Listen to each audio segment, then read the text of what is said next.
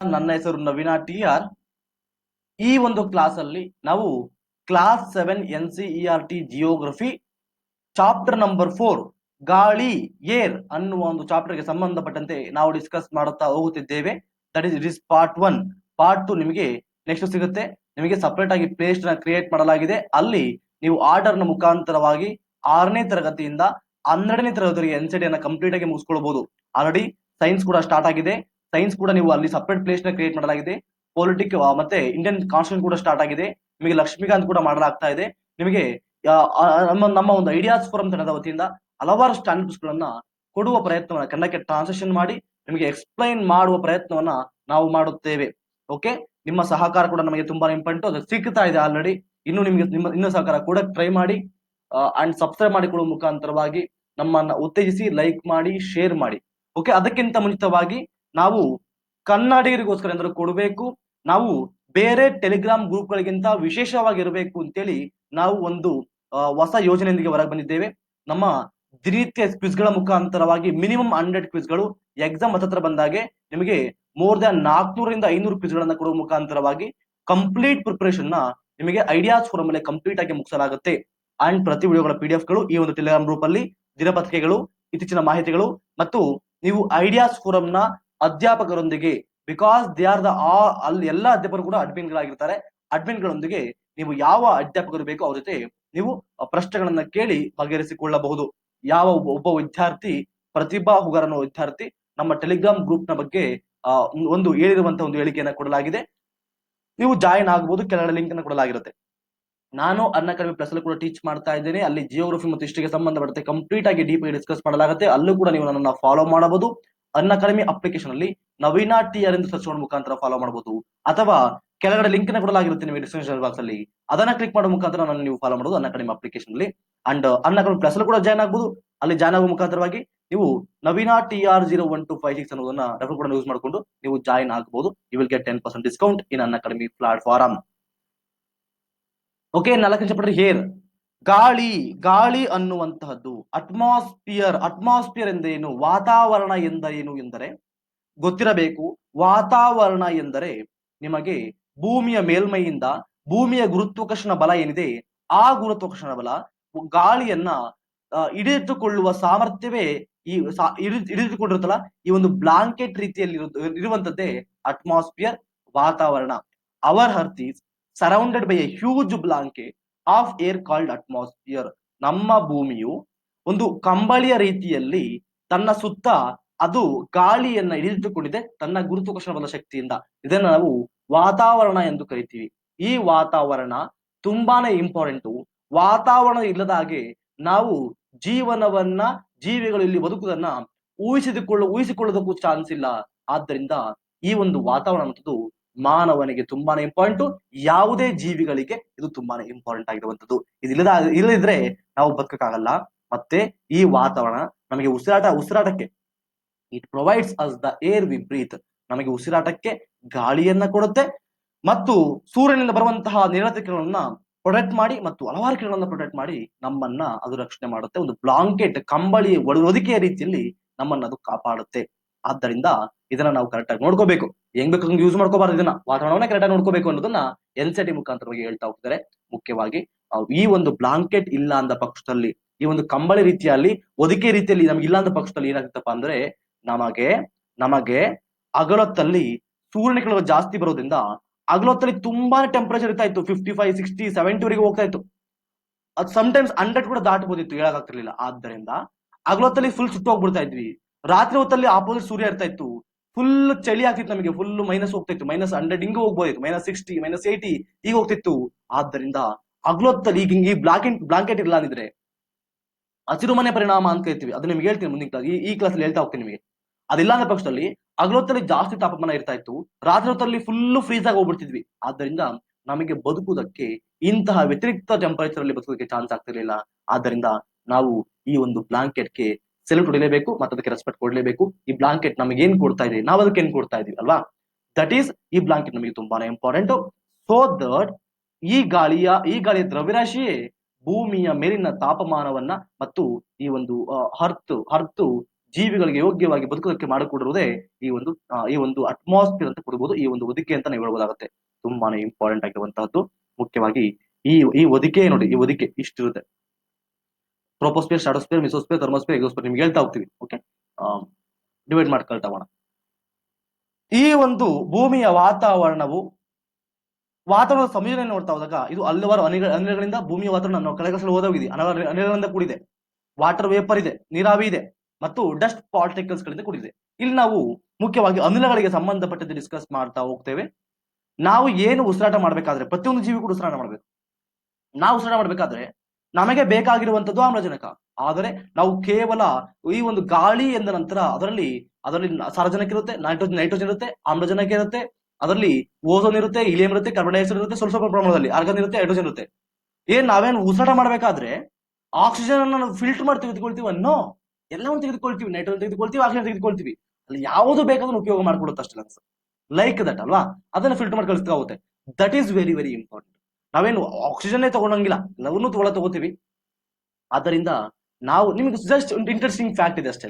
ನಾವು ಉಸಿರಾಡುವಂತಹ ಒಂದು ಗಾಳಿ ಏನ್ ತೆಗೆದುಕೊಳ್ತೀವಿ ಅದು ಹಲವಾರು ಅನಿಲಗಳ ಮಿಶ್ರಣವಾಗಿದೆ.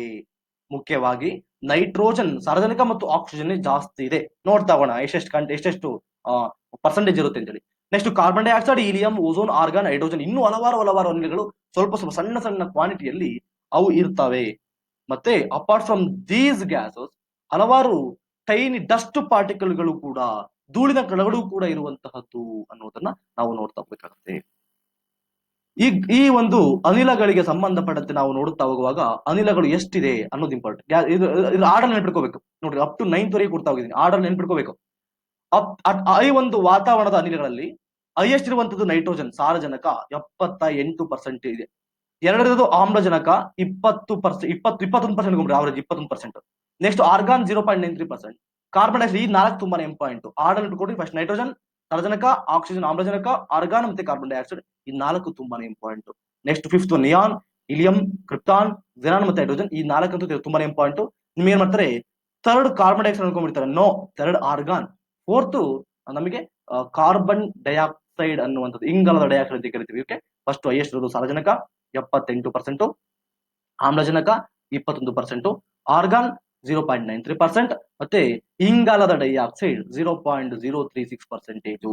ಹಲವಾರು ಅನಿಲಗಳಿಂದ ನಮ್ಮ ಭೂಮಿಯ ವಾತಾವರಣವು ಮಾಡಲ್ಪಟ್ಟಿರುತ್ತೆ. ಅದರಲ್ಲಿ ನಮಗೆ ತುಂಬಾನೇ ಇಂಪಾರ್ಟೆಂಟ್ ಸಾರಜನಕ, ಆಮ್ಲಜನಕ ಮತ್ತು ಕಾರ್ಬನ್ ಡೈಆಕ್ಸೈಡ್ ತುಂಬಾನೇ ಇಂಪಾರ್ಟೆಂಟ್. ನಮಗೆ ನೈಟ್ರೋಜನ್, ಆಕ್ಸಿಜನ್ ಮತ್ತು ಕಾರ್ಬನ್ ಡೈಆಕ್ಸೈಡ್ ತುಂಬಾನೇ ಇಂಪಾರ್ಟೆಂಟ್. ಅದರ ಅದರ ಉಪಯೋಗಗಳನ್ನ ನಾವಿಲ್ಲಿ ಡಿಸ್ಕಸ್ ಮಾಡ್ತಾ ಹೋಗ್ತೇವೆ. ಮೊದಲನೆಯದು ನೈಟ್ರೋಜನ್, ಸಾರಜನಕ. ಇದು ಭೂಮಿಯ ವಾತಾವರಣದಲ್ಲಿ ಅತ್ಯಂತ ಹೆಚ್ಚು ಇರುವಂತಹದ್ದು, 78% ಸಾರಜನಕವೇ ಇರುತ್ತೆ.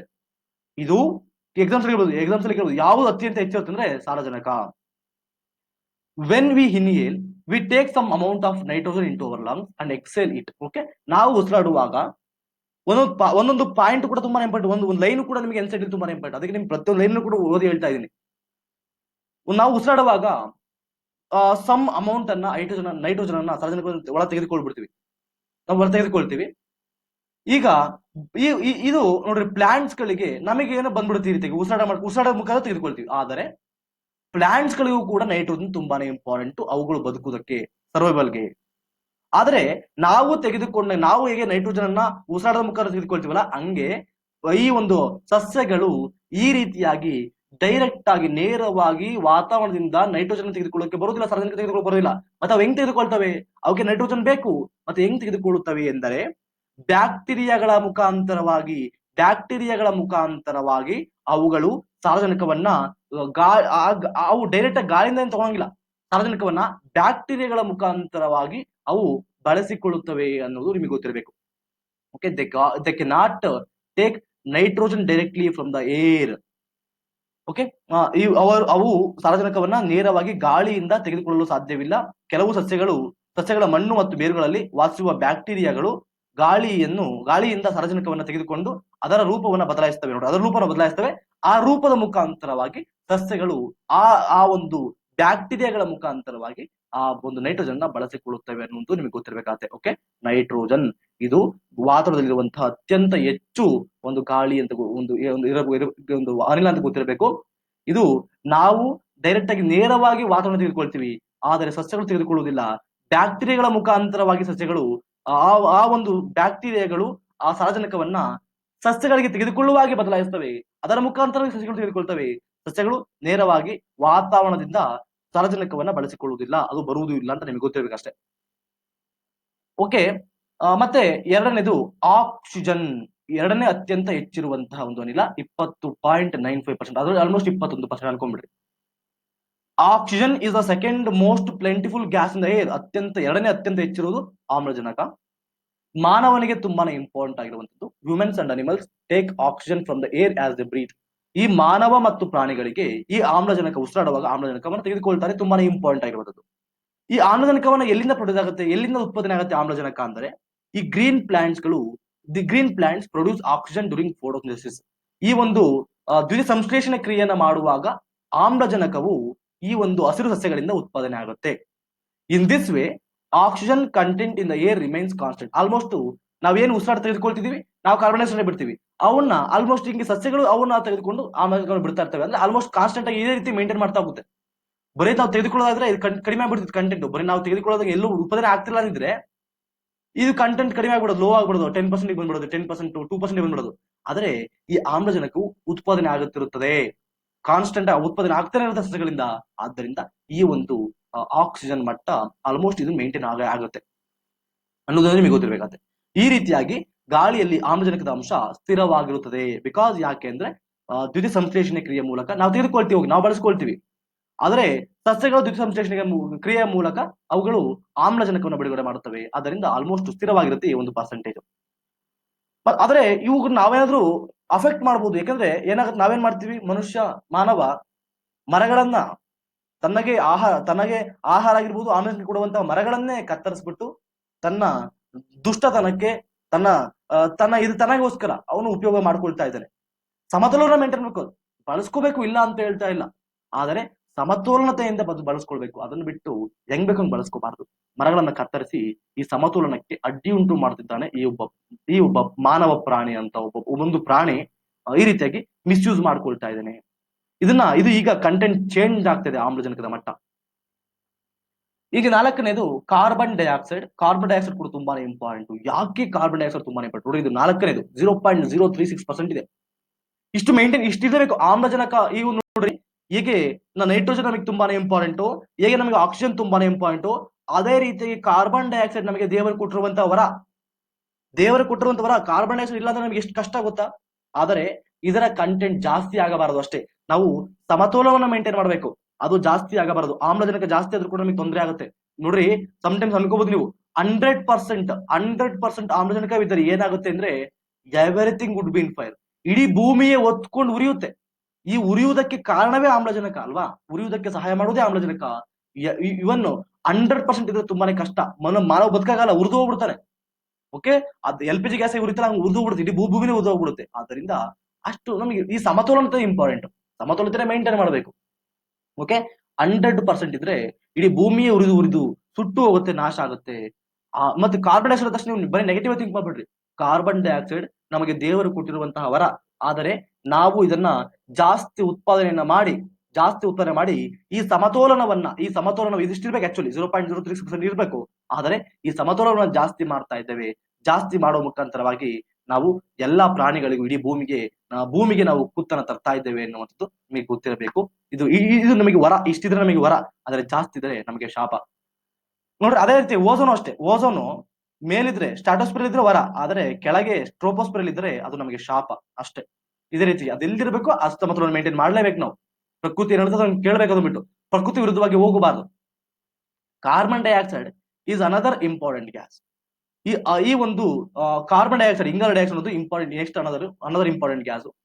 Green plants use carbon dioxide to make their food and release oxygen. ನೋಡಿ, ಕಾರ್ಬನ್ ಡೈಆಕ್ಸೈಡ್ ಎಷ್ಟು ವರ ಅಂತಂದ್ರೆ, ಈ ಕಾರ್ಬನ್ ಡೈಆಕ್ಸೈಡ್ ಅನ್ನ ಈ ಒಂದು ಹಸಿರು ಸಸ್ಯಗಳು ತಾವು ಫುಡ್ ಅನ್ನ, ಆಹಾರವನ್ನ ತಯಾರಿಕೆ ಮಾಡೋದಕ್ಕೆ ಅವುಗಳಿಗೆ ಕಾರ್ಬನ್ ಡೈಆಕ್ಸೈಡ್ ತುಂಬಾನೇ ಇಂಪಾರ್ಟೆಂಟ್ ಆಗಿರುತ್ತೆ.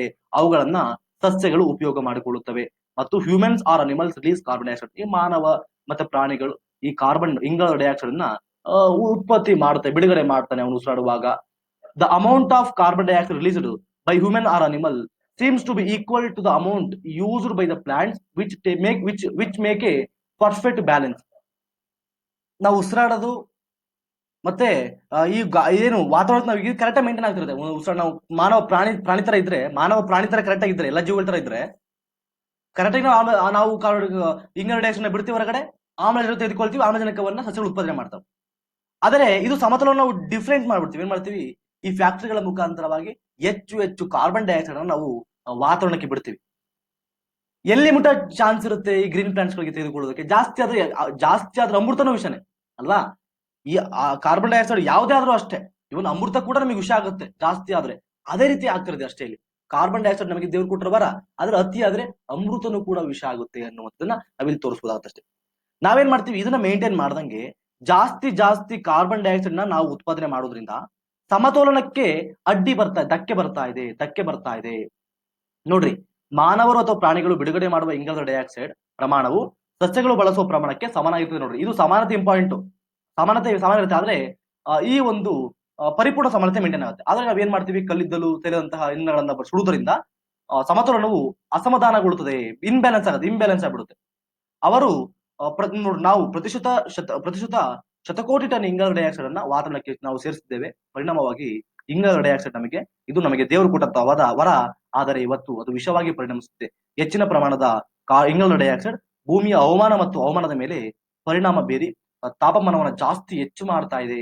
ಕಾರ್ಬನ್ ಡೈಆಕ್ಸೈಡ್ ನಮಗೆ ತುಂಬಾನೇ ಇಂಪಾರ್ಟೆಂಟ್ ಶಾಖವನ್ನು ಹಿಡಿದಿಟ್ಟುಕೊಳ್ಳೋದಕ್ಕೆ. ಆದ್ರೆ ಜಾಸ್ತಿ ಶಾಖ ಆದ್ರೆ ನಮಗೆ ಎಫೆಕ್ಟ್ ಆಗುತ್ತೆ, ಹಲವಾರು ಪ್ರಾಣಿಗಳಿಗೆ ಎಫೆಕ್ಟ್ ಆಗುತ್ತೆ. ಹಿಮಗಳು ಕರಗಲು ಸ್ಟಾರ್ಟ್ ಆಗುತ್ತೆ. ನಾವು ಬ್ಯಾಲೆನ್ಸ್ ಮಾಡಬೇಕು. ಈ ಒಂದು ಜೀವ ಸಮತೋಲನವನ್ನು ಮೇಂಟೈನ್ ಮಾಡ್ಕೋಬೇಕು. ಅದು ನಮಗೆ ತುಂಬಾನೇ ಇಂಪಾರ್ಟೆಂಟ್. ಕಾರ್ಬನ್ ಡೈಆಕ್ಸೈಡ್ ಬಗ್ಗೆ NCERT ತುಂಬಾ ಚೆನ್ನಾಗಿ ಕೊಟ್ಟಿದ್ದಾರೆ. ನೋಡೋಣ, ಡು ಯು ನೋ, ನಿಮಗೆ ಗೊತ್ತಿದೆ ಅಂತ ಕೊಟ್ಟಿರ್ತಾರೆ ನಾರ್ಮಲ್ ಆಗಿ, ತುಂಬಾ ಚೆನ್ನಾಗಿರುತ್ತೆ. ನೋಡ್ಬೇಡ ಏನ್ ಕೊಟ್ಟಿದ್ದಾರೆ ಅಂತ ಹೇಳಿ. Carbon dioxide released in the atmosphere creates a greenhouse effect by trapping the heat radiated from the earth. ವಾತಾವರಣದಲ್ಲಿ ಬಿಡುಗಡೆಯಾಗುವಂತಹ ಇಂಗಾಲದ ಡೈಆಕ್ಸೈಡ್ ಭೂಮಿಯಿಂದ ಹೊರಸೂಸುವ ಶಾಖವನ್ನ ಬಲಗೆ ಬೀಳಿಸಿಕೊಂಡು ಅದು ಹಸಿರುಮನೆ ಪರಿಣಾಮವನ್ನು ಸೃಷ್ಟಿ ಮಾಡುತ್ತೆ. ನೋಡ್ರಿ, ಎಲ್ಲಾದ್ರೂ ಈಗ ಎಕ್ಸಾಂಪಲ್ ಥಿಂಕ್ ದಟ್ ಇದು ಭೂಮಿ ಅನ್ಕೊಳ್ಳಿ. ಈ ಶಾಖವನ್ನ ಹಿಡಿದಿಟ್ಟುಕೊಳ್ಳಲಾಗಿದ್ರೆ ಏನಾಗ್ತಿತ್ತು, ತುಂಬಾನೇ ಕಷ್ಟ ಆಗ್ತಿತ್ತು. ನಾವು ಚಳಿಗೆ ಹಗಲೊತ್ತಲ್ಲಿ ಜಾಸ್ತಿ ನಾವು ತಾಪಮಾನ ಕೂಡ ಆಗ್ತಿದ್ವಿ, ರಾತ್ರಿ ಹೊತ್ತು ಚಳಿ ಆಗ್ಬಿಡ್ತು, ಫುಲ್ ಚಳಿಯಾಗಿ ಫುಲ್ ಕೋಲ್ಡ್ ಆಗ್ತಿತ್ತು. ಮಾನವ ಅಥವಾ ಬೀಜಗಳು ಬದುಕಾಗ್ತಿರ್ಲಿಲ್ಲ. ಆ ಶಾಖವನ್ನ ಇದು ಹಿಡಿದಿಟ್ಟುಕೊಳ್ಳುವ ಮುಖಾಂತರವಾಗಿ ನಮ್ಮನ್ನ ಬೆಚ್ಚಗಿರಿಸುತ್ತೆ. ಈ ಒಂದು ಕಾರ್ಬನ್ ಡೈಆಕ್ಸೈಡ್ ಟ್ರ್ಯಾಪ್ ಮಾಡುತ್ತೆ. It is therefore called a greenhouse gas, and without it the earth would have been too cold to live in. Actually ಈ ಒಂದು ಕಾರ್ಬನ್ ಡೈಆಕ್ಸೈಡ್ ಇಲ್ಲದಿದ್ರೆ ಈ ಭೂಮಿ ಶಾಖವನ್ನು ಹಿಡಿದುಕೊಳ್ಳ ಬಂದಿದ್ದೆಲ್ಲ ಶಾಖವೆಲ್ಲ ಕೂಡ ರಿಫ್ಲೆಕ್ಟ್ ಆಗಿ ಹೋಗ್ಬಿಟ್ಟಿದ್ರೆ ಈ ಭೂಮಿ ವಾಸಿಸಲು ಯೋಗ್ಯವಾಗ್ತಿರ್ಲಿಲ್ಲ, ತುಂಬಾನೇ ಕೋಲ್ಡ್ ಆಗಿರ್ತಾ ಇತ್ತು. ಆದ್ದರಿಂದ ಜೀವಿಗಳು ಇದಕ್ಕೆ ಚಾನ್ಸ್ ಇರಲಿಲ್ಲ. ಈ ಕಾರ್ಬನ್ ಡೈಆಕ್ಸೈಡ್ ನಮಗೆ ದೇವರು ಕೊಟ್ಟಿರುವಂತಹ ವರ ಅನ್ನೋದನ್ನ ಇಲ್ಲಿ NCERT ಮುಖಾಂತರವಾಗಿ NCERT ಹೇಳ್ತಾ ಇದ್ದಾರೆ ಅಷ್ಟೇ. ಹೌಎವರ್ ಅದು ಏನಾಗ್ತಿದೆ, when it's level in the atmosphere, ಇದು ಇರಬೇಕು, ಕಾರ್ಬನ್ ಡೈಆಕ್ಸೈಡ್ ನಮಗೆ ಇರಬೇಕು. ಆದ್ರೆ ಅತಿಯಾದ ಏನಾಗುತ್ತೆ, ಅಮೃತನೂ ಕೂಡ ವಿಷ ಆಗುತ್ತೆ. ಅದನ್ನ ಹೇಳ್ತಾ ಇದ್ವಿ. ಅತಿಯಾದ ಏನಾಗುತ್ತೆ, ಇದು ಫ್ಯಾಕ್ಟರಿಗಳ ಮುಖಾಂತರವಾಗಿ, ಫ್ಯಾಕ್ಟರಿಗಳ ಸ್ಮೋಕ್ಗಳ ಮುಖಾಂತರವಾಗಿ, ಕಾರ್ಗಳಿಂದ ಏನು ವಾಹನಗಳ ಮುಖಾಂತರವಾಗಿ ಏನು ಹೊಗೆ ಬರುತ್ತೆ, ಜಾಸ್ತಿ ಆಗಿ ಈ ಸಮತೋಲನಕ್ಕೆ ಬ್ರೇಕ್ ಆಗಿ ಏನಾಗುತ್ತೆ, ಈ ಒಂದು ಗ್ರೀನ್ ಹೌಸ್ ಗ್ಯಾಸ್ ಅಂತ ಏನ್ ಕರಿತೀವಿ, ಇದು ನಮಗೆ ದೇವರು ಕೊಟ್ಟಂತ ವರ ಅಂತ ಏನ್ ಕರಿತೀವಿ, ಅದು ಗ್ಲೋಬಲ್ ವಾರ್ಮಿಂಗ್ ಆಗ ಸ್ಟಾರ್ಟ್ ಆಗುತ್ತೆ. ಗ್ಲೋಬಲ್ ವಾರ್ಮಿಂಗ್, ಜಾಗತಿಕ ತಾಪಮಾನ ಏರಿಕೆ ಸ್ಟಾರ್ಟ್ ಆಗುತ್ತೆ. ಇದರಿಂದ ಏನೇನೋ ಪರಿಣಾಮಗಳು, ಇಂಡೈರೆಕ್ಟ್ ಪರಿಣಾಮಗಳು ಬರ್ತಾ ಹೋಗ್ತವೆ ನಮಗೆ. This rise in temperature causes the snow in coldest part of the world to melt. ಈ ಕೋಲ್ಡೆಸ್ಟ್ ಪಾರ್ಟ್ ಅಲ್ಲಿ, ಭೂಮಿಯಲ್ಲಿ ಈ ಧ್ರುವ ಪ್ರದೇಶದಲ್ಲಿ ಏನಿರ್ತವೆ, ಇದಿರ್ತದಲ್ಲ, ಐಸ್ ಇರ್ತದಲ್ಲ, ಅದಷ್ಟು ಮೆಲ್ಟ್ ಆಗಿ ಸ್ಟಾರ್ಟ್ ಆಗ್ಬಿಡುತ್ತೆ. ಈ ಒಂದು ಸಮುದ್ರದ ನೀರಿನ ಮಟ್ಟ ಜಾಸ್ತಿ ಆಗ್ತಾ ಹೋಗುತ್ತೆ. ತುಂಬಾನೇ ಪ್ರಾಬ್ಲಮ್ ಆಗ್ತಾ ಹೋಗುತ್ತೆ ಇದರಿಂದೆಲ್ಲವೂ ಕೂಡ. ಕೆಲವು ಬೆಳೆಗಳಿಗೆ ಇಷ್ಟು ಟೆಂಪರೇಚರ್ ಅಂತ ಮೇಂಟೈನ್ ಮಾಡಬೇಕಾಗುತ್ತೆ. ಮತ್ತು ರೈತರಂತೂ ತುಂಬಾನೇ ಎಫೆಕ್ಟ್ ಆಗ್ತದೆ ಇದರಿಂದ. ಆಕ್ಚುಲಿ ಟೆಂಪರೇಚರ್ ಮೇಂಟೈನ್ ಆಗ್ಬೇಕು ರೈತನಿಗೆ. ಈ ಸಸ್ಯಗಳಿಗೆ ಆ ಟೆಂಪರೇಚರ್ ಬೆಳಿಬೇಕು. ಜಾಸ್ತಿ ಆದಾಗ ಏನಾಗುತ್ತೆ, ಕಡಿಮೆ ಆದಾಗ ಏನಾಗುತ್ತೆ, ವೈಪರೀತ್ಯ ಆಗುತ್ತೆ.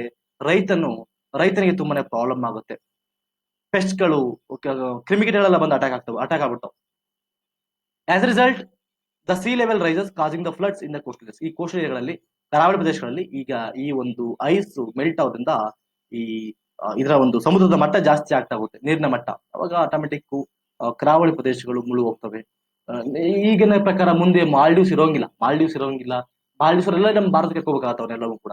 ಅಂದ್ರೆ ಅವರೆಲ್ಲರೂ ಕೂಡ ಮುಳುಗಿ ಹೋಗ್ಬಿಡ್ತಾರೆ. ಮುಖ್ಯವಾಗಿ ಲಕ್ಷದ್ವೀಪ ಇರಂಗಿಲ್ಲ. ಓಕೆ, ಆಲ್ಮೋಸ್ಟ್ ಅವೆಲ್ಲ ಸಮುದ್ರ ಮಟ್ಟಕ್ಕೆ ಈಕ್ವಲ್ ಆಗಿದಾವೆ. ತುಂಬಾನೇ ಕಷ್ಟ ಇರೋಂಗಿಲ್ಲ. ಮುಂದೆ 100 ವರ್ಷ 200 ವರ್ಷ ಹೋದ್ರೆ ನೀವು ಮಾಲ್ಡೀವ್ಸ್ ಮತ್ತೆ ಲಕ್ಷದ್ವೀಪನ ನೋಡಕ್ ಚಾನ್ಸ್ ಇದೆಯೋ ಇಲ್ಲ ನಮಗೆ ಗೊತ್ತಿಲ್ಲ. We don't know. ನಾವ್ ಹಿಂಗೆ ಮುಂದುವರ್ಸ್ಕೊಂತ ಹೋದ್ರೆ ಆ ತಾಪಮಾನದಲ್ಲಿ ಈ ಏರಿಕೆಯು ವಿಶ್ವದ ಅತ್ಯಂತ ಶೀತ ಭಾಗಗಳಲ್ಲಿ ಹಿಮಕರಗಳು ಕಾರಣವಾಗುತ್ತೆ. ಇದರ ಪರಿಣಾಮವಾಗಿ ಸಮುದ್ರ ಮಟ್ಟ ಏರಿ ಕರಾವಳಿ ಪ್ರದೇಶಗಳಲ್ಲಿ ಪ್ರವಾಹ ಉಂಟಾಗುತ್ತದೆ. ಕೆಲವು ಸಸ್ಯಗಳು ಮತ್ತು ಪ್ರಾಣಿಗಳು ದೀರ್ಘಾವಧಿಯಲ್ಲಿ ಅಳಿವಿನಂಚಿಗೆ ಕಾರಣವಾಗುವ ಸ್ಥಳದ ಹವಾಮಾನದಲ್ಲಿ ತೀವ್ರ ಪರಿಣಾಮ. ಕೆಲವು ಈಗೇನು ಕೋಲ್ಡ್ ಪ್ರದೇಶಗಳಲ್ಲಿ ಬದುಕುವಂತ ಕೆಲವು ಪ್ರಾಣಿಗಳು ಅವುಗಳಿಗೆ ಅಫೆಕ್ಟ್ ಆಗುತ್ತೆ. ಐಸ್ ಅಂದ್ರೆ ಬದುಕಂಗಿಲ್ಲ, ಅವುಗಳು ನಶಿಸಿ ಹೋಗ್ಬಿಡ್ತಾವ ಅಲ್ವಾ.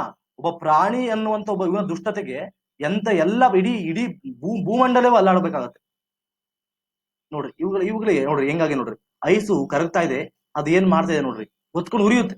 ಹಿಂಗೆ ಆಗ್ತಾ ಹೋದ್ರಿ ಗ್ಲೋಬಲ್ ವಾರ್ಮಿಂಗ್ ಆದ್ರೆ. We should control. ಇದನ್ನ ಭೂಮಿ ನಮ್ಮದಲ್ಲ, ನಾವು ಕೂಡ ಜಸ್ಟ್ ಪಾರ್ಟ್ ಆಫ್ ಇಟ್ ಅಷ್ಟೇ. ನಾವು ಇದೊಂದು ಇವ್ರ ಲೈಫ್ ನ ಒಂದು ಪಾರ್ಟ್ ಅಷ್ಟೇ. ಭೂಮಿ ತಮ್ಮದಿಂದ ನಾವು ಭಾವಿಸಬಾರದು. ಮತ್ತೆ ಇನ್ನೊಂದು ಕೊಟ್ಟಿದ್ದಾರೆ ನಮಗಿದು, ನಿಮಗಿದು ಗೊತ್ತೇ, ಡೂ ಯು ನೋ ಅಂತೇಳಿ. When air is heated it expands. ಈ ಒಂದು ಗಾಳಿ ಶಾಖಕ್ಕೆ ಹೀಟ್ ಆದಾಗ, ಅದು ಬಿಸಿ ಆದಾಗ ಏನಾಗುತ್ತೆ, ಅದು ಬಿಸಿದಾಗ ಏನಾಗುತ್ತೆ, ಅದ್ರ ಇದ್ರ ಸಾಂದ್ರತೆ ಕಡಿಮೆ ಆಗ್ತಾ ಹೋಗುತ್ತಲ್ವಾ, ಅವಾಗ ಅದೇನಾಗುತ್ತೆ ಮೇಲ್ಗೆ ಹೋಗಿ ಸ್ಟಾರ್ಟ್ ಆಗುತ್ತೆ. ಮೇಲ್ಗೆ ಹೋಗಿ ಸ್ಟಾರ್ಟ್ ಆಗುತ್ತೆ, ಬಿಕಮ್ ಲೈಟರ್, ಬಿಸಿ ಲೈಟರ್ ಆಗುತ್ತೆ, ಅದು ಮೇಲ್ಗೆ ಹೋಗ್ತಾ ಹೋಗುತ್ತೆ. ಮೇಲೆ ಕೋಲ್ಡ್ ಗಾಳಿ ಇಲ್ಲಿ ಇದಕ್ಕಿಂತ ಕಡಿಮೆ ಇದ್ದು ಜಾಸ್ತಿ ಇರೋ ಸಾಂದ್ರತೆ ಏನಾಗುತ್ತೆ, ಗಾಳಿ ಕೆಳಗೆ ಬರ್ತಾ ಹೋಗುತ್ತೆ ನೋಡ್ರಿ. ಇದು ಬಿಸಿ ಆದಾಗ ಮೇಲ್ಗೆ ಹೋಗುತ್ತೆ. ತಣ್ಣಗಿರುವಂತದ್ದು ಇದಕ್ಕಿಂತ ಜಾಸ್ತಿ ಇರುವಂತಹ ಸಾಂದ್ರತೆ ಇರುವಂತಹ ಗಾಳಿ ಕೆಳಗೆ ಬರೋ ಸ್ಟಾರ್ಟ್ ಆಗುತ್ತೆ. ಆಟೋಮೆಟಿಕ್ ಈ ಒಂದು ಗ್ಯಾಪ್ ಅನ್ನ ಫಿಲ್ ಮಾಡ್ಬೇಕಲ್ವಾ. ಈ ರೀತಿಯಾಗಿ ಮೇಲ್ಕೋಗೋದು ಕೆಳಗೆ ಬರೋದು, ಈ ರೀತಿಯಾಗಿ ಸರ್ಕ್ಯುಲೇಷನ್ ಆಗ್ತಾ ಇರುತ್ತೆ ಅನ್ನೋದು ಇಂಪಾರ್ಟೆಂಟ್. ಅದು ನಿಮಗೆ ಎಕ್ಸಾಂಪಲ್ ಇಲ್ಲಿ ತೋರಿಸ್ತೀನಿ ಡಯಾಗ್ರಾಮ್ ಮುಖಾಂತರವಾಗಿ. That is colder air is denser and heavy. That is why it tends to sink down. ಅದು ಕೆಳಗೆ ಬರೋ ಸ್ಟಾರ್ಟ್ ಆಗುತ್ತೆ ಈ ಒಂದು ತಂಪಾಗಿರುವಂತಹ ಒಂದು ಗಾಳಿ. When hot air rises, cold air from surroundings area rushes there to fill in the gap. ಬಿಸಿ ಗಾಳಿ ಮೇಲಕ್ಕೆ ಹೋದಾಗೆ ಇಲ್ಲಿ ಖಾಲಿ ಆಗ್ಬಿಡುತ್ತೆ. ಗಾಳಿ ಖಾಲಿ ಆದಾಗ ಅಲ್ಲಿ ಬಂದು ಯಾವ್ದಾದ್ರು ಫಿಲ್ ಆಗ್ಲೇಬೇಕು ಅಲ್ವಾ, ಫಿಲ್ ಆಗ್ಲೇಬೇಕು. ಅವಾಗ ಏನಾಗುತ್ತೆ, ಆಟೋಮೆಟಿಕ್ ಇಲ್ಲಿ ಪಕ್ಕದಲ್ಲಿರುವಂತಹ ತಂಪಾದ ಗಾಳಿ ಕೆಳಬರ ಸ್ಟಾರ್ಟ್ ಆಗ್ಬಿಡುತ್ತೆ. ಬಿಸಿ ಆಗಿರೋದು ಮೇಲಕ್ಕೆ ಹೋಗುತ್ತೆ, ತಳಗಿರೋದು ತಣ್ಣಗಿರೋದು ಕೆಳಬರ ಸ್ಟಾರ್ಟ್ ಆಗುತ್ತೆ. ಹಿಂಗೆ ಸರ್ಕ್ಯುಲೇಷನ್ ಆಗ್ತಾ ಆಗ್ತಾ ಆಗ್ತಾ ಹೋಗುತ್ತೆ. ಈಗ ಮನೆಗಳಿಗೆ ವೆಂಟಿಲೇಷನ್ ಯಾಕಪ್ಪ ತುಂಬಾನೇ ಇಂಪಾರ್ಟೆಂಟ್ ಅಂದ್ರೆ, ಬಿಸಿಗಾಳಿ ಮಾನವ ಉಸಿರಾಡುವಾಗ ಬಿಸಿಗಾಳಿನ ಹೊರಗೆ ಬಿಡ್ತೀವಿ. ಆ ಬಿಸಿಗಾಳಿ ಆಟೋಮೆಟಿಕ್ ಮೇಲಕ್ಕೆ ಹೋಗ್ಬಿಟ್ಟು ಈ ವೆಂಟಿಲೇಷನ್ ಮುಖಾಂತರ ಹೊರಗೆ ಹೋಗ್ಬಿಡುತ್ತೆ. ಆಟೋಮೆಟಿಕ್ ಹೊರಗಿರುವಂತಹ ತಣ್ಣನೆ ಗಾಳಿ ಹೊರಗೆ ಬಂದು ಕೆಳಗಡೆ ಬಂದು ಮತ್ತೆ ಈ ರೀತಿ ಸರ್ಕ್ಯುಲೇಷನ್ ಆಗ್ತಾ ಇರುತ್ತೆ. ಅದರಿಂದ ವೆಂಟಿಲೇಷನ್ಗಳು ಕಂಪಲ್ಸರಿ. ಯಾವುದೇ ಒಂದು ಪಬ್ಲಿಕ್ ಪ್ಲೇಸ್ಗಳಲ್ಲಿ ವೆಂಟಿಲೇಷನ್ಗಳು ಕಂಪಲ್ಸರಿ ಇರಲೇಬೇಕು. ಅದು ಈ ಒಂದು ಆಧಾರವಾಗಿ ನಾವು ಮಾಡ್ತಾ ಹೋಗ್ತೀವಿ.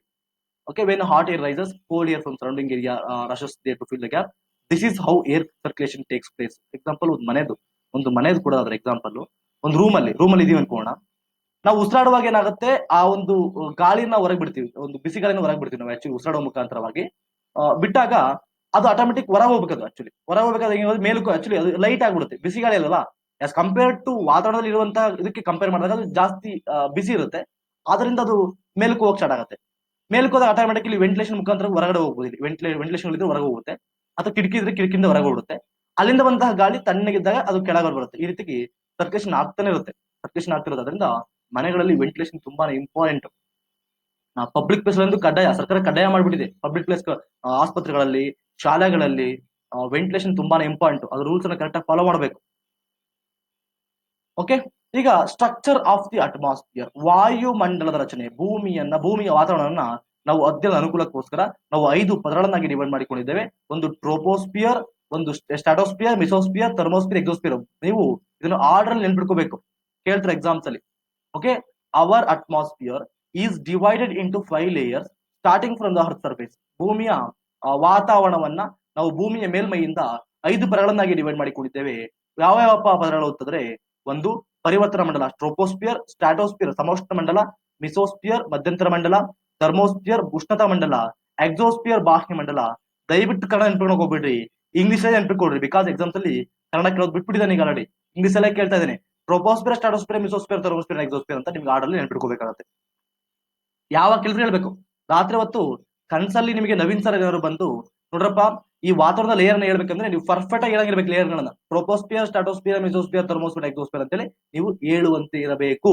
ಓಕೆ, ಈಗ ಮೊದಲನೇದು ಟ್ರೋಪೋಸ್ಫಿಯರ್, ಕೆಳಗಿನ ಮಂಡಲ. ನೋಡ್ರಿ, ಕೆಳಗಿಂದ 5 ಪದರಗಳನ್ನ ಡಿವೈಡ್ ಮಾಡಿದ್ದೇವೆ. ಇದು ಕೆಳಗಿಂದು ಟ್ರೋಪೋಸ್ಫಿಯರ್. ಈಗ ಪರಿವರ್ತನಾ ಮಂಡಲ. ಈ ಒಂದು ಪರಿವರ್ತನಾ ಮಂಡಲ ಇದು ಆವರೇಜ್ ಹೈಟ್ ಎಷ್ಟಿರುತ್ತಪ್ಪ ಅಂತಂದ್ರೆ 13 ಕಿಲೋಮೀಟರ್. ಇದಕ್ಕೆ ಸಂಬಂಧಪಟ್ಟದ ಇನ್ನು ಆಳವಾಗಿ ನೆಕ್ಸ್ಟ್ ಕ್ಲಾಸ್ ಡಿಸ್ಕಸ್ ಮಾಡ್ತಾ ಹೋಗ್ತೇವೆ. ಇದರ ಹೈಟ್ ಆವರೇಜ್ ಆಗಿ 13 ಕಿಲೋಮೀಟರ್ ಇರುತ್ತೆ. ಮತ್ತೆ the air we breathe exist, ನಾವೇನು ಉಸಿರಾಟಕ್ಕೆ ಮಾಡ್ತೀವಲ್ಲ, ನಾವ್ ಈಗ ನೋಡಿದ್ವಿ ಎಷ್ಟಿರುತ್ತೆ ವಾತಾವರಣದಲ್ಲಿ, ಆಲ್ಮೋಸ್ಟ್ ಅದು ಇಲ್ಲಿ ಮೇಂಟೈನ್ ಆಗಿರುತ್ತೆ. ಟ್ರೋಪೋಸ್ಪಿಯರ್ ಅಲ್ಲಿ. ಟ್ರೋಪೋಸ್ಪಿಯರ್ ಅಲ್ಲಿ ನಾವೇನು ಉಸಿರಾಡುವಂತ ಗಾಳಿ ಇಲ್ಲಿರುತ್ತೆ. Almost all the weather phenomena like rainfall, fog and hailstorm occur in this layer. ಈ ಒಂದು ಲೇಯರ್ ಅಲ್ಲಿ ಟ್ರೋಪೋಸ್ಪಿಯರ್ ಅಲ್ಲಿ ಆಲ್ಮೋಸ್ಟ್ 13 ಕಿಲೋಮೀಟರ್ ಒಳಗಡೆ, ಭೂಮಿಯ ಮೇಲ್ಮೈಯಿಂದ 13 ಕಿಲೋಮೀಟರ್ ಒಳಗಡೆ ಇಲ್ಲಿ ಗುಡುಗು ಮಿಂಚು ಮಳೆಗಳು ಮತ್ತೆ ಫಾಗ್ ಮಂಜು, ಇವೆಲ್ಲ ಆಲಿಕಲ್ಲು ಮಳೆ, ಇವೆಲ್ಲವನ್ನು ಕೂಡ ಇಲ್ಲೇ ನೋಡೋ ಚಾನ್ಸ್ ಇರೋದು.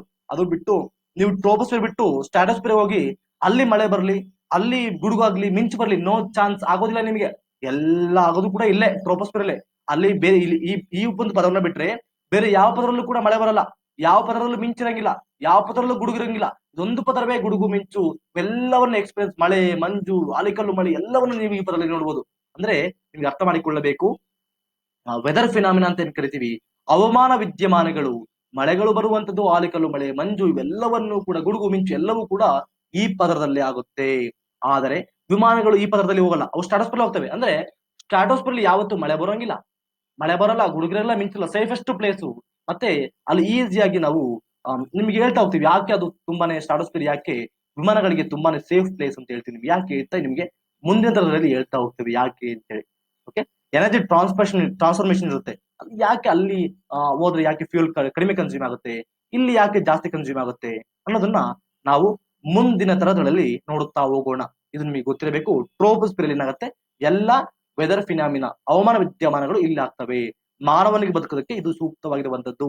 ಅದೇ ನೀವು ಹೋಗಿ ಸ್ಟ್ರಾಟೋಸ್ಪಿಯರ್ ಬದುಕ್ತೀನಿ ಅಂತ ಹೇಳಿ ಏನಾದ್ರು ಬಂಡ ಧೈರ್ಯ ಮಾಡಿ ಹೋಗಿದ್ರೆ ಅಲ್ಲಿ ನಿಮಗೆ ಆಕ್ಸಿಜನ್ ಸಿಗೋಂಗಿಲ್ಲ, ಅಲ್ಲಿ ನಿಮಗೆ ಜಾಸ್ತಿ ಓಝೋನ್ ಇರುತ್ತೆ, ಅಲ್ಲಿ ನಿಮಗೆ ವಿಷಕಾರಿ ಇಲ್ಲ ಅದು. ಮತ್ತೆ ಅಲ್ಲೆಲ್ಲ ಹೋಗ್ಕೋಬೇಡ್ರಿ, ಯಾರು ಹೋಗೋದಿಲ್ಲ. ಜಸ್ಟ್ ಅಂದ್ರೆ ನಿಮ್ಗೆ ನೆನ್ಪಿಟ್ಕೊಂಡು ಹೇಳ್ತಾ ಇದ್ದೀನಿ ಅಷ್ಟೇ. ಪರಿವರ್ತನಾ ಮಂಡಲದ್ದು ಇಲ್ಲಷ್ಟೇ ಮಾನವ ಬದುಕಿಗೆ ಸೂಕ್ತವಾಗಿರುವಂತದ್ದು. ಎರಡನೇದು ಸ್ಟ್ರಾಟೋಸ್ಪಿಯರ್. ನಾವಿರೋದು ಕೂಡ ಇದ್ರಲ್ಲೇ ಟ್ರೋಪೋಸ್ಪಿಯರ್ ಅಲ್ಲಿ. ಸ್ಟ್ರಾಟೋಸ್ಪಿಯರ್ ಸಮೋಷ್ಣ ಮಂಡಲ ಎಂದರೆ ಇದು ಎರಡನೇ ಪದರ ಟ್ರೋಪೋಸ್ಪಿಯರ್ ನ ಮೇಲೆ ಇದೆ. ಇದು extend up to height of 50 kilometre ವರೆಗೂ ಕೂಡ ಎಕ್ಸ್ಟೆಂಡ್ ಆಗಿರುತ್ತೆ. 50 ಕಿಲೋಮೀಟರ್ ವರೆಗೂ ಇರುತ್ತೆ. ಈ ಒಂದು ಲೇಯರ್ ಅಲ್ಲಿ ಯಾವುದೇ ಕಾರಣಕ್ಕೂ ಕ್ಲೌಡ್ಸ್ ಗಳು ಇರಂಗಿಲ್ಲ, ಮೋಡಗಳಿರಂಗಿಲ್ಲ, ಮಳೆ ಇರಂಗಿಲ್ಲ, ಗುಡುಗು ಮಿಂಚು, ನೀವೇನು ಮಂಜು ಆನಿಕಲ್ಲು ಮಳೆ ಏನು ಇರಂಗಿಲ್ಲ, ಇಲ್ಲಿ ಏನು ಇರಂಗಿಲ್ಲ. ಇದು ಏರೋಪ್ಲೇನ್ ಗಳಿಗೆ ತುಂಬಾನೇ ಐಡಿಯಲ್ ಕಂಡೀಷನ್ಸ್. ಇದು ಹೇಳ್ತೀನಿ, ವಿಮಾನಗಳು ಹಾರಾಟ ಮಾಡೋದಕ್ಕೆ ಹೆಚ್ಚು ಸೂಕ್ತವಾಗಿರುವಂತಹ ಒಂದು ಮಂಡಲವಾಗಿದೆ. ಯಾಕೆ ಇದು ಏರೋಪ್ಲೇನ್ಸ್ ಗಳು ಹಾರಾಡೋದಕ್ಕೆ ಸೂಕ್ತವಾಗಿದೆ? ನೀವೇನಾದ್ರು ಏರೋಪ್ಲೇನ್ ಹೋದ್ರೆ ಗೊತ್ತಿರುತ್ತೆ, ಮೋಡಗಳು ಕೆಳಗಡೆ ಕಾಣ್ತಿರ್ತವೆ, ಆ ಮೋಡದ ಮೇಲ್ಗಡೆ ಹೋಗ್ತಾ ಇರ್ತೀರ. ಯಾಕೆ ಅಂತಂದ್ರೆ ನಿಮಗೆ ನಮ್ಮ ಅನ್ನಗಡೆ ಪ್ಲಸ್ ನಲ್ಲಿ ಕ್ಲಾಸ್ ಪಾಠ ನೋಡ್ಬೇಕಾದ್ರೆ ನಿಮ್ಗೆ ಇದಕ್ಕಿಂತ ಸಪರೇಟ್ ಆಗಿ 15 ನಿಮಿಷ ಡಿಸ್ಕಸ್ ಮಾಡಿದ್ದೆ. ಈಗೇನು ಡಿಸ್ಕಸ್ ಮಾಡ್ಬಿಟ್ರೆ ನೀವು ನಿದ್ದೆ ಮಾಡಿಬಿಡ್ತೀರಾ, ಬಿಕಾಸ್ ಸ್ವಲ್ಪ ಡೀಪ್ ಆಗಿ ಹೇಳ್ಬೇಕಾಗುತ್ತೆ. ಸಿಂಪಲ್ ಆಗಿ ಹೇಳೋದಾದ್ರೆ, ಓಕೆ ಸಿಂಪಲ್ ಆಗಿ ಹೇಳ್ಬಿಡ್ತೀನಿ ಬಿಕಾಸ್ ಮತ್ತೆ ನೀವು ಹುಡ್ಕೊಂತ ಹೋಗ್ಬಾರ್ದು. ನೋಡ್ರಿ, ಫಸ್ಟ್ ಟ್ರೋಪೋಸ್ಪಿಯರ್, ಸ್ಟ್ರಾಟೋಸ್ಪಿಯರ್.